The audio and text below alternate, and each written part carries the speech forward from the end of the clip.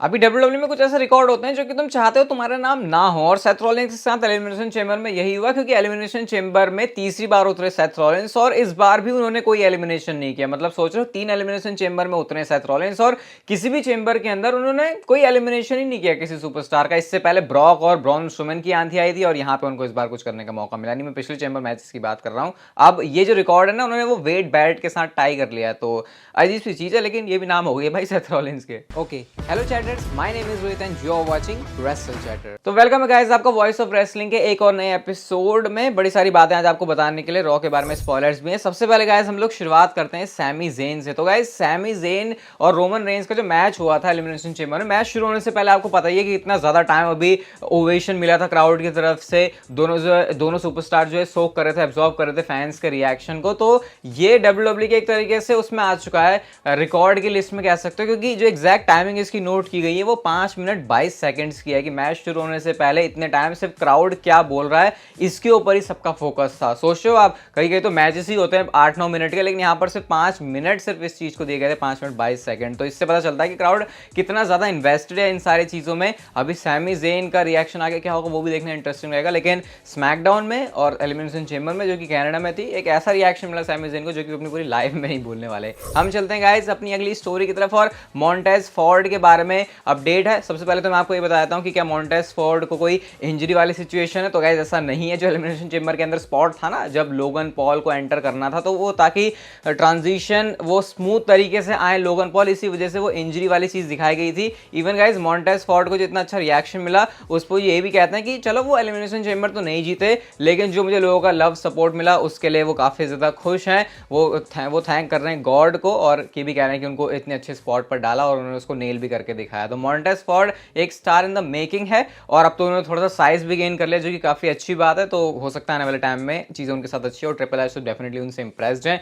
तो triple H creative control में अलग जा सकते हैं, अच्छे जा सकते हैं मॉन्टेज फॉर्ड। ऐसा मुझे लग रहा है कि स्ट्रीट प्रॉफिट्स में बंद के रह गए मॉन्टेज फॉर्ड, अगर उनको अलग लेके जाते हैं तो शायद वो कुछ डिफरेंट कारनामा कर सकते हैं। एक बवाल हुआ थोड़ा सा बीटी स्पोर्ट की तरफ से, थोड़ा सा नहीं थोड़ा ज्यादा सा, जो कि हमें आने वाले टाइम में फ्यूचर में क्या चीजें होंगी उसके बारे में इशारा करता है। क्या हुआ, डब्ल्यूडब्ल्यू बीटी स्पोर्ट ने एक ट्वीट किया जहां पे बता रहे हैं acknowledge this incredible run by Roman Reigns, और यहाँ पर वो सारे सुपरस्टार्स हैं लाइन से जिनको रोमन रेंस ने टाइटल डिफेंसेस के अंदर हराया हुआ है, और अभी तक रोमन रेंस के पास चैंपियनशिप है। तो ये रिकॉर्ड तो ठीक है, बढ़िया अच्छा है, इस पर रिएक्शन भी काफी अच्छा है। लेकिन गाइस इस पे 2 सुपरस्टार्स का रिएक्शन आया, और ये 2 सुपरस्टार्स हैं जो कि इस पूरी लिस्ट में रोमन रेंस के कहीं ना कहीं है। और गाइस ये नाम है ब्रे वाइट का। ब्रे वाइट ने रिप्लाई किया और वो लिखते हैं या but how did he win it, ऐसा करके उन्होंने बताया। और वो उस टाइम को याद दिला रहे हैं कि कैसे शुरुआत में, आपको याद ही होगा, रोमन रेंस ने ये ब्रॉन स्ट्रोमैन और ब्रे वाइट के मैच में ही चैंपियनशिप जीती थी पहली बार, जो यूनिवर्सल चैंपियनशिप में उनका रेंस शुरू हुआ था।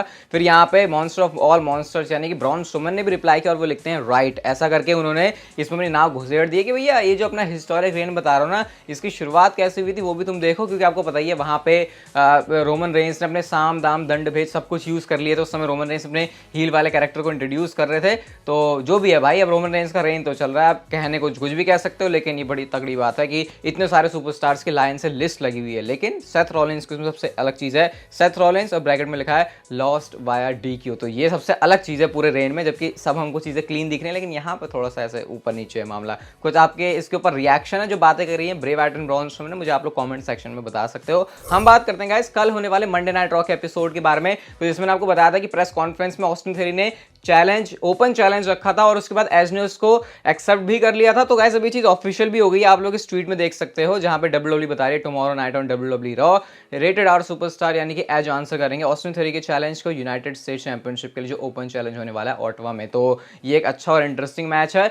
एज हार तो नहीं सकते इतनी आसानी से, तो मुझे लग रहा है इसमें कुछ ना कुछ तो डब्ल्यूडब्ल्यू का इंटरफेरेंस वाला एंगल होगा, जो कि इस मैच को अच्छा बनाएगा, स्पेशल बनाएगा, और ऑस्टिन थ्योरी अपना रेन देखते हैं आगे कैसे चलाते हैं। और कल की मंडे नाइट रॉ के बारे में और भी काफी सारी बातें, जैसे ज़ेरो न्यूज़ की तरफ से अपडेट है कि कोडी रोड्स और रोमन रेंस की फ्यूड जो है बहुत जल्दी एक्सपेक्टेड है टू पिकअप सून, और उनको ये भी बताया जा रहा है कि फेस टू फेस तो शायद मंडे नाइट रॉ पर नहीं आने वाले, लेकिन जो चीज़ डब्ल्यूडब्ल्यू कर सकती है वो है कोडी रोड्स एंड केओ का एक चैट वाला सेगमेंट, और यहाँ पर शायद उनका रेफरेंस है केविन ओवंस का जो केओ शो होता है, तो कोडी रोड्स केओ शो पर आ सकते हैं। और केविन ओवंस ने भी रोमन रेंज को धोया है, तो एक जो स्टोरी लाइन खत्म सी हुई थी वो दोबारा से शुरू हो रही है।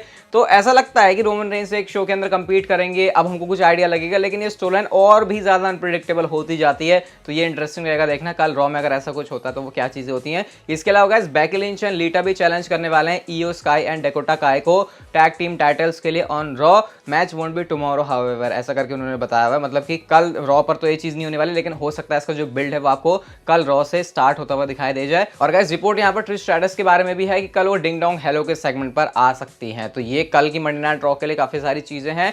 अब एक मेजर शो के बाद जो भी डब्ल्यूडब्ल्यूई का वीकली शो होता है रॉ, उस पर फैंस की एक्साइटमेंट होती है, तो यहां से एक्सपेक्ट कर सकते हो कि अच्छी चीजें डब्ल्यूडब्ल्यूई पुल ऑफ करेगी। और मैं तो ये भी देखने के लिए इंटरेस्टेड हूं कि ब्रॉक लेसनर और बॉबी लैशली का जो एंगल है उसके बारे में डब्ल्यूडब्ल्यूई क्या करती है। नेक्स्ट स्टोरी गाइस हमारी ब्रॉक लेसनर से रिलेटेड है, और ब्रॉक लेसनर रॉयल रंबल में भी एक अनस्क्रिप्टेड स्पॉट किया था ऑफ द स्क्रिप्ट जाके, जब उन्होंने रिंग साइड पर ही तबाही मचा दी थी और वो बिल्कुल भी प्लान्ड नहीं था। तो काफी सारे फैंस का ये मानना है कि जो चीज हुई थी एलिमिनेशन चेंबर में, उन्होंने रेफरी को जाके जो दोबारा F5 मारा था वो भी ऑफ द स्क्रिप्ट था। हालांकि मल्टीपल सोर्सेज की तरफ से ये भी रिपोर्ट है कि वो ऑफ द स्क्रिप्ट नहीं था, लेकिन मुझे ऐसा लगता है कि हाँ शायद वो अनस्क्रिप्टेड ही था। और गाइस ऐसा कुछ भी नहीं है कि उनको पनिशमेंट मिलने वाली है। बहुत सारे लोगों को लगता है कि Brock Lesnar of the script चले जाएंगे या फिर कोई और सुपरस्टार चला जाएगा तो फिर प्रॉब्लम होगी, लेकिन ये ब्रॉक लेसनर है, किसी और के साथ हो सकती है, ये चीज ब्रॉक लेसनर के साथ नहीं होती है। और इस बार भी ऐसा कुछ पंगे वाला सीन उनके साथ है नहीं। और मुझे इवन अच्छा ही लगता है कि ब्रॉक लेसनर चीजों को और ज्यादा इंटेंस दिखाने के लिए कभी कभी अपना जलवा दिखा देते हैं, और वो चीजें ब्रॉक लेसनर के ऊपर सूट भी करती हैं। कोई ऐसे लुच्चू पुच्चू करे तो लगेगा अबे यार क्या उछल रहा है, बैठ जाना चुपचाप, हो गया ना तेरा, लेकिन ब्रॉक लेसनर क्योंकि करते हैं तो वो देखने में अच्छा भी लगता है और स्पेशल भी लगता है। ब्रे वाइट की रेसलमेनिया मैच के बारे में क्या अपडेट है, तो द रेसलिंग ब्लॉग की तरफ से अपडेट आती है और वो ये बताते हैं कि डब्ल्यूडब्ल्यूई की क्रिएटिव टीम ने ब्रे वाइट का या तो एक लास्ट मैन स्टैंडिंग मैच या फिर एक फॉल्स काउंट एनीवेयर मैच करवाने का प्लान किया है WrestleMania. It's all talks as of right now, nothing is official on what type of match he will have, but creative team wants another gimmick match for Bray. मतलब कि अभी confirm तो नहीं है, लेकिन डब्ल्यूडब्ल्यूई अभी प्रोसेस में है कि ब्रे वाइट के लिए हम क्या कर सकते हैं रेसलमेनिया में। मेरे ख्याल से एक अच्छा अपोनेंट उनको तो पहले दो। अभी तो ये भी नहीं समझ में आ रहा कि ब्रॉक लेसनर या फिर बॉबी लैशली दोनों में से कौन होगा। अभी इसके बारे में थोड़ी देर में और बात करेंगे, लेकिन कुछ गिमिक मैच, कुछ अलग मैच, कुछ स्पेशल मैच ब्रे वाइट के लिए डेफिनेटली डब्ल्यूडब्ल्यूई करने वाली है एट रेसलमेनिया। हम चलते हैं गाइस अपनी अगली स्टोरी की तरफ, और डब्ल्यूडब्ल्यूई की सेल से रिलेटेड ये एक बार फिर से चीज है। और गाइस जो रिपोर्ट्स है उनके अकॉर्डिंग डब्ल्यूडब्ल्यूई 6.5 बिलियन से ज्यादा पैसों में बिक जाएगी, ऐसा रिपोर्ट्स का कहना है। लेकिन विंस मैकमैन की जो आस्किंग है वो $9 बिलियन की है, मतलब कि वो जो है जितना उनको पैसा मिल रहा है उससे वो ज्यादा चाहते हैं पैसा। और ऑब्वियसली डब्ल्यूडब्ल्यूई की अभी वर्थ जितनी है उसका काफी टाइम्स इनटू करके उनको ज्यादा पैसे चाहिए होंगे, क्योंकि तभी तो बेच रहे हैं ना। अब मेरे पास कोई 10 रुपए की चीज है, मैं 10 रुपए में थोड़ी बेचूंगा, मुझे पता है आगे जाके प्रॉफिटेबल होगी, तो मैं इसको बेचना चाहूंगा 50-60 में, क्योंकि जो भी इसको खरीदेगा वो लॉन्ग टर्म में आने वाले काफी सालों के लिए इसको चलाएगा। और जिसमें टॉप रनर्स चल रहे हैं वो है डिज्नी, कॉमकास्ट और एंडेवर ग्रुप, ऐसा करके कुछ नाम है, इस समय क्या लेने देना, लेकिन ये रिपोर्ट है। हालांकि गाइस इससे हमको फर्क भी नहीं पड़ना चाहिए कि डब्ल्यूडब्ल्यूई किसको बिक रही है फिर क्या हो रहा है, जैसे ट्रिपल एच ने कहा था, क्योंकि बस क्रिएटिव कंट्रोल में ट्रिपल एच है। मुझे लगता है फिर हमको पता भी नहीं चलेगा कि डब्ल्यूडब्ल्यूई बिक गई है। सब कुछ जो है बिल्कुल स्मूथ और नॉर्मल वैसे ही रहेगा, क्योंकि खरीदने वाला बंदा जो भी हो नीचे फिर आके डब्ल्यूडब्ल्यूई चलानी तो ट्रिपल एच को है, और वो जो ट्रांजिशन है मेरे ख्याल से फिर वो बहुत ज्यादा स्मूथ भी हो जाएगा। अब गाइस सारे लोग आपको पता है सैमी ज़ेन के बारे में बात कर रहे हैं, कोडी रोड्स के बारे में बात कर रहे हैं, लेकिन एक डब्ल्यूडब्ल्यूई यूनिवर्स में अलग बेस भी है जो कि जे ऊसो के बारे में बात कर रहा है। कैसे कि जे ऊसो भी तो भाई बंदा है जिसने रोमन रेंस का जो पूरा रेन है उसमें सबसे पहला चैलेंज रखा था, और वो जो ट्राइबल चीफ वाला पूरा गिमिक है, फैमिली वाला गिमिक है, वो जे ऊसो के साथ फ्यूड करने से रोमन रेंस का शुरू हुआ था। तो ऐसे में जे ऊसो भी बंदा है जो कि रोमन रेंस के सामने स्टेप अप कर सकता है। अब ये चीज ऑब्वियसली रेसलमेनिया से पहले होती हुई तो कहीं से भी दिखाई नहीं दे रही, क्योंकि वीकली शो के ऊपर रोमन रेंस कंपीट करेंगे ऐसा डब्ल्यूडब्ल्यूई मुश्किल से ही करेगी, क्योंकि अब वो रखना चाहते नहीं, रोमन रेंस हमारा स्पेशल है, बड़े शोज पर ही कंपीट करता है, इसलिए शायद उनको रेसलमेनिया में ही जाके डब्ल्यूडब्ल्यूई सीधा कंपीट करवाए, ऐसा मुझे लगता है। लेकिन हाँ ये भी एक इंटरेस्टिंग एंगल है कि जे ऊसो जब रोमन रेंस के साथ नहीं है तो इसका मतलब वो रोमन रेंस के अगेंस्ट ही है, क्योंकि वो शुरुआत में भी रोमन रेंस के अगेंस्ट जा चुके हैं और पहला जो बंदा था वो जे ऊसो ही था।